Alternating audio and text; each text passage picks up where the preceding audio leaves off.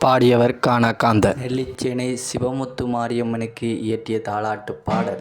அம்மா வருடம் ஒரு பூஜை அம்மா சிவமுத்து மாரி தாயே சிவமுத்து மாரி மாதா வந்துடம்மா வாசல் மடி சிவமுத்து மாரி தாயே சிவமுத்து மாரி